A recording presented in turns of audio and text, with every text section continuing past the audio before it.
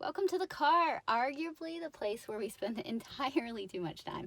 So I want to go over a few tips to help make your time in the car as beneficial for your body as possible so you get out and feel better than when you got in. First thing we want to do is find your headrest. It's back there. And so I want you to think about just relaxing your shoulders, not pulling them down, just simply relaxing them, and then finding that headrest. Now you don't have to jam your head back against it, but I just want you to gently rest your head on the headrest, and I want you to keep it there.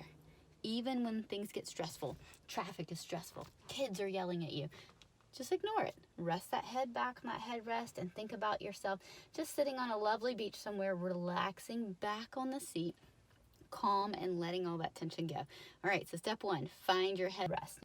If your headrest sits too far forward, so if you have one of those cars where you have a headrest that really pushes you in a forward head posture and you're like, Sarah, my head is against it, but it's sitting way out here, then I want you to try to adjust your headrest. So a lot of these you can pick the headrest up, flip it around, put it back on, and it will help you get rid of that forward head posture. So see if you can't adjust your headrest if you're having trouble with getting nice posture because your headrest sits too far forward. Why, hello there. I am driving with good posture. See my good posture, how upright I am. This must be right? Well, not so fast. No good deed goes unpunished, right? So when you rock forward and you bring your pelvis forward on your legs, you actually activate your hip flexors to do that. So I am flexing my hips right now, which is going to create lots of tension and stiffness and probably just excessive overuse if I'm holding this very upright posture for a long or stressful car trip. So what I want you to think about doing is being just a little bit gangster for me. So just lean back. It doesn't have to be a terrible amount, but just a little bit so that you can relax back, find that headrest, and relax those hip flexors. All right, so challenge number 2 is to relax your hip flexors while you're driving so you're not holding yourself upright with lots of tension. So you found your headrest, you've relaxed back into your seat a bit so you're not so upright. Next, I want to talk about what's actually happening in the seat. What's going on with your hips, your glutes? What are you squeezing? What's going on with your pelvic floor? So one of the things I want you to do is take this opportunity to open and release the hips. So what do I mean by that? I want you to think about how much space can I put in my glute area, and I want you to think about opening your butt cheek, open that other butt cheek, so open both those butt cheeks, and then relax back in the seat so that you have nice open glutes, nice open piriformis, nice open obturator. So we're just opening everything up down in there instead of clenching and squeezing. So what ends up happening is you end up clenching and squeezing and tucking, and you'll get out and you'll have lots of sits bone pain. You'll have pain in those deep hip rotators. And so I want you to think about opening and widening your seat as you. So now you've got a nice spread seat that feels really good. I know it sounds crazy, but just try it for me. It'll feel really good.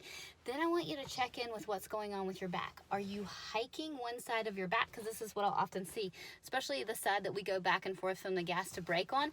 We'll tend to hike that side of our back. So you'll feel how your hips are sitting. Are they sitting level, or do you feel like, all right, I need to squish out my left side a little more or squish out my right side a little more because I'm catching myself with one side hiked up instead of down? So I want you to check your back and check what's going on here with tension. Are you hiking one side, or are you keeping it down evenly spread? So check that for me, see how that feels, and see if you don't catch yourself hiking or holding tension in one side of your back. Now let's talk about reversing the aging process. Yes, I want you to become younger as you drive in the car. So what I want you to think about doing is growing taller just a little bit. You're just gonna think, I am gonna grow, I am tall. This lifts pressure off of your pelvic organs. It helps knit your abs together. You're not holding your abs in, that's not what I'm saying. All I'm saying, relax your belly. You should have a little bit of a squishy belly when you drive, but you should be a little bit tall. So grow a little taller. What that's gonna help you do is when you take that NASCAR-like turn and you're gripping your upper abs or you're super stressed with your driving, you're gonna have a tendency to wanna scrunch down when you do that. So even if you're keeping your head back here, you might be scrunched down to do it. It's gonna put a lot of pressure out on your core and down on your pelvic floor. So what I want you to think about doing is growing taller, and that's going to help you manage that pressure down. It's also going to really help your neck and not help you hold tension in your upper traps. It's going to feel really good. Now let's talk about what's happening at the pedals and what's happening with your leg to make that happen. I took still pictures of my foot since you can't really see well from the video, so that you can see where my foot is.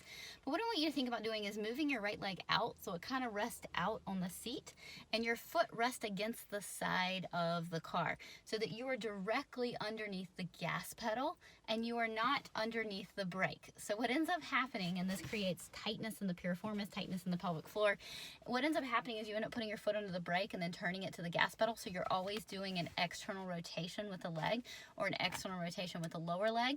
And so when this happens, it tightens the hip. So what I want you to think about doing is placing your foot directly under the gas and moving your leg from the gas toward the brake, which is going to roll your leg in, which is going to help open your hip and your pelvic floor. So if you have a tendency toward piriformis tightness, obturator tightness, pelvic floor tightness, try that trick. Tension check-in time. So the car is the perfect place to have a little bit of meditation. So you found your headrest and you're going to start at the top and work your way down. If it helps, put on Frozen. Let it go. And I want you to start at your jaw and I want you to let your jaw go. I want you to make sure your shoulders are soft and relaxed, even though you're holding the steering wheel. You can wiggle. Wiggling helps. I like wiggling. Move all around. Relax your thighs. Relax your hip flexors. Relax your adductors. Relax your glutes. Relax. So just let things go so that you're not holding excessive tension more than is needed for driving. So you don't need a death grip, death grip, death grip, upper abs. Everything is death gripping while you drive because you're going to get out and feel like a mess. So ignore that driver that cuts you off. Don't let them make you react. And you just lean back, relax, and let it go. Let's talk about holding the steering wheel. So obviously, safety first, hold the way you're most comfortable. But I want to talk about coming through versus coming over.